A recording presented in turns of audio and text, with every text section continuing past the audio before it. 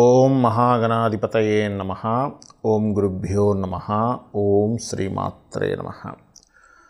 పరమేశ్వర స్వరూపమైనటువంటి జ్యోతిష, వాస్తు మరియు ఇతర అనేకమైనటువంటి శాస్త్రములను మనకు అందించినటువంటి మహర్షులకి నమస్కారం.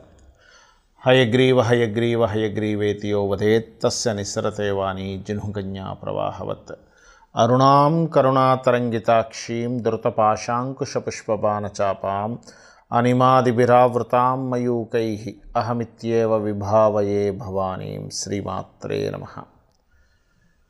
ప్రేక్షకులందరికీ కూడా ఆ యొక్క లలితా అమ్మవారి యొక్క అనుగ్రహం పరిపూర్ణంగా కలగాలని చెప్పి మనస్ఫూర్తిగా కోరుకుంటూ మనం ఈరోజు చెప్పుకోబోయేటువంటి టాపిక్ ఏమిటి అంటే, ఈ భూమి మీద మనం జన్మించి ఉన్నాము, అదేవిధంగా మనం అనుక్షణము ఒక్కో పని చేస్తున్నా, మన జీవితం పుట్టినప్పటి నుంచి శివైక్యం చెందే వరకు మన జీవితం వెళ్తున్నా. దానికి కారణం ఏంటంటే, అసలు ఎందుకు జన్మిస్తాం మనము, ఎవరికి మనం రుణపడి ఉన్నాము అనేటువంటిది మన జన్మజాతకంలో ఉంటుంది. అదేవిధంగా జనరల్గా కూడా పలానా లగ్నం వారు, పలానా రాశి వారికి ఈ ఖచ్చితంగా వీళ్ళతో రుణం ఉంటుంది, వీళ్ళ ద్వారా ఎక్కువగా నరకాన్ని అనుభవిస్తూ ఉంటారు, వీళ్ళ ద్వారా ఎక్కువగా ఇబ్బందులు పాలవుతుంటారు అనేటువంటిది జ్యోతిష్ శాస్త్రంలో ఉంటుంది. అది ఎవరు ఏమిటి అని చెప్పి మనం తెలుసుకోగలిగితే, ఓహో వీళ్ళతో మనం రుణపడి ఉన్నాము, అసలు ఈ రుణం అనేటువంటిది ఎలా ఏర్పడుతుంది, పాస్ట్ లైఫ్లో అంటే పోయిన జన్మలో, కృత జన్మల్లో మనం వారి ద్వారా ఏదైనా పొంది ఉండొచ్చు, లేదా వాళ్ళు మనం ఇబ్బంది పెట్టి ఉండొచ్చు, తెలుసో తెలియక అజ్ఞానంలోని, లేదా వాళ్ళకి మనం ఏదైనా మంచి చేసి ఉండొచ్చు, వాళ్ళ ద్వారా మనం పొందుతాం ఈ జన్మలో. మనం కనుక ఒకరికి మంచి చేసినట్లయితే వాళ్ళ ద్వారా మనం ఈ జన్మలో పొందుతూ ఉంటాం. మనం ఒకరికి కనుక ఇబ్బంది పెట్టుంటే వాళ్ళ ద్వారా మనం ఇబ్బందిని పొందుతూ ఉంటాం. ఆ రకంగా కొంతమంది అంటూ ఉంటారు ఏమని, అమ్మ బాబాయ్ నేను వెళ్తున్న నరకం అనుభవిస్తున్నానండి. వాటి జోలికి వెళ్ళకపోతే చాలు, గుర్తుపెట్టుకోండి.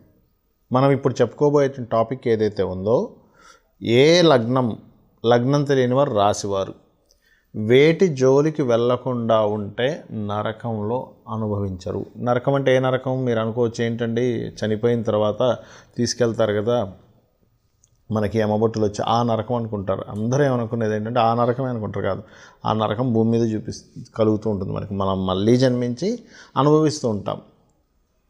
కాబట్టి ఈ యొక్క కాన్సెప్ట్ని మనం ఈరోజు 12 లగ్నం తెలియని వాళ్ళు 12 రాసుల పరంగా చూసుకోవచ్చు. ఇప్పుడు మనం తెలుసుకుందాం.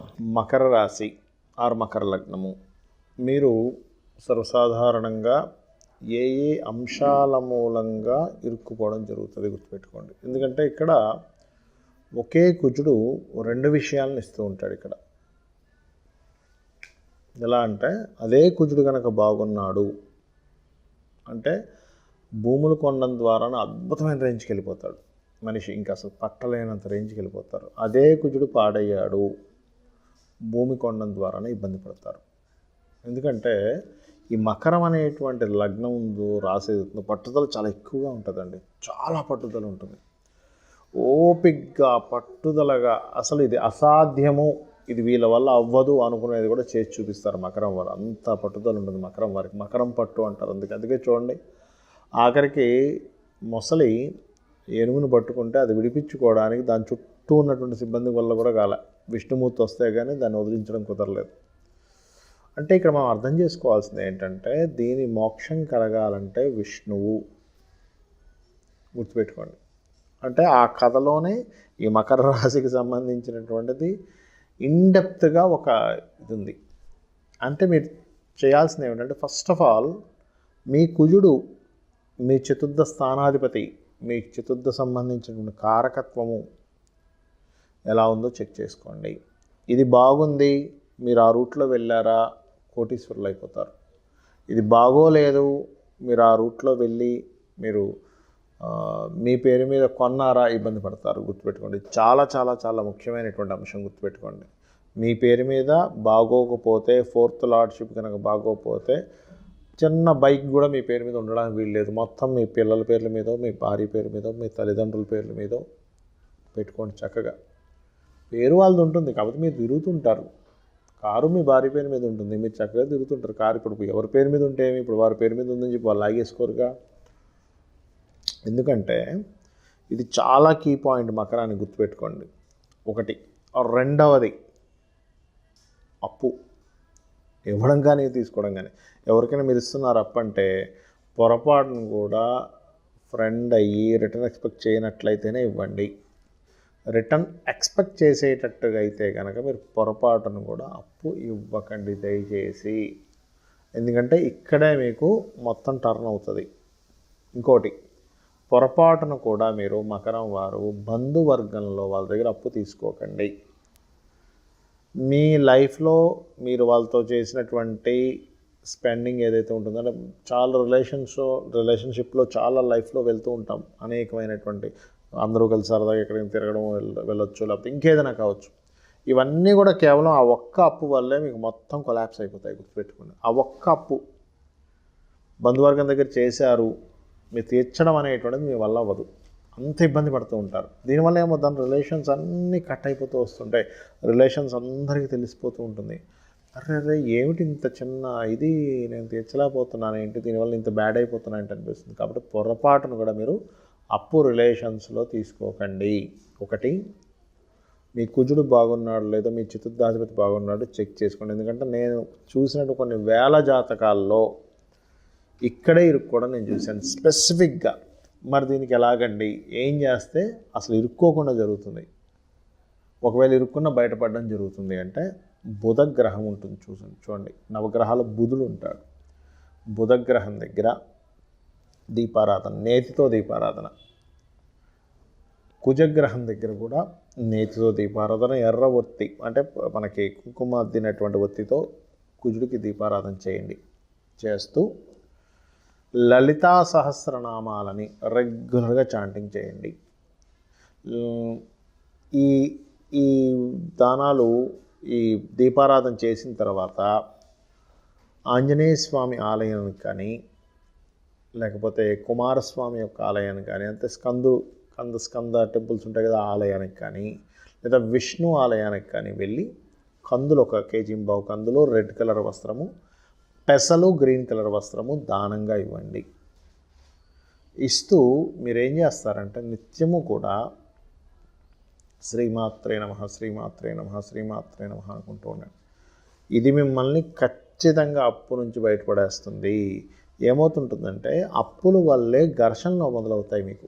ఆ ఘర్షణల వల్ల స్ట్రెస్, టెన్షను వీటి వల్ల ఇదైపోయింది అనుకుంటూ ఉంటాం. వాటి నుంచి ఫస్ట్ మీరు బయటపడే ప్రయత్నం చేయండి. మీకు యోగం ఓపెన్ అవుతుంది. ఎందుకంటే వాళ్ళతో ఉన్న అప్పు మిమ్మల్ని ఎదగనే గుర్తుపెట్టుకోండి. ఇది చేయండి, ఖచ్చితంగా అమ్మవారు మిమ్మల్ని బయటపడేస్తుంది. అయితే ఇక్కడ నేను మీకు కొన్ని కండిషన్స్ చెప్తాను, గుర్తుపెట్టుకోండి.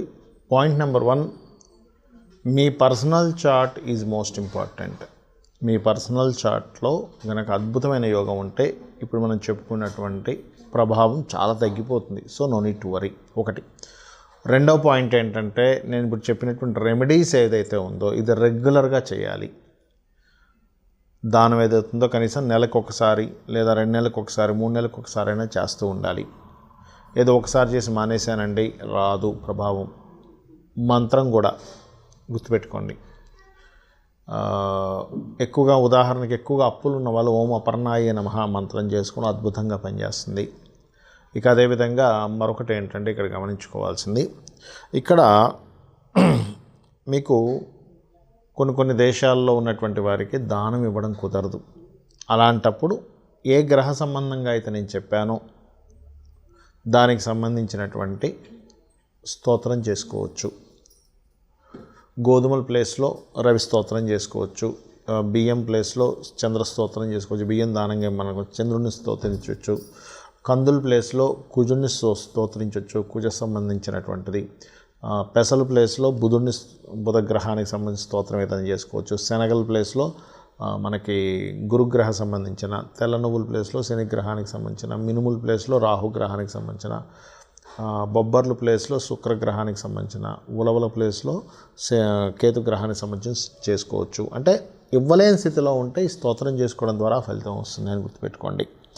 అలాగే ఇంకొకటి ఏంటంటే ముఖ్యంగా మీరు అర్థం చేసుకోవాల్సినటువంటిది, ఎక్కడా కూడా పాస్ట్గా జరిగిపోయినటువంటిది. ఇప్పుడు చాలామంది చూడండి అప్పులు ఇచ్చి ఇబ్బంది పడ్డమో, లేకపోతే ఇంకోటి ఏదో రోగం వల్ల ఇబ్బంది పడ్డమో, శత్రుత్వాల వల్ల ఇబ్బంది పడ్డమో. ఎందుకంటే రోగ శత్రుత్వాలు అనుభవించడానికి వస్తాడు భూమి మీదకి.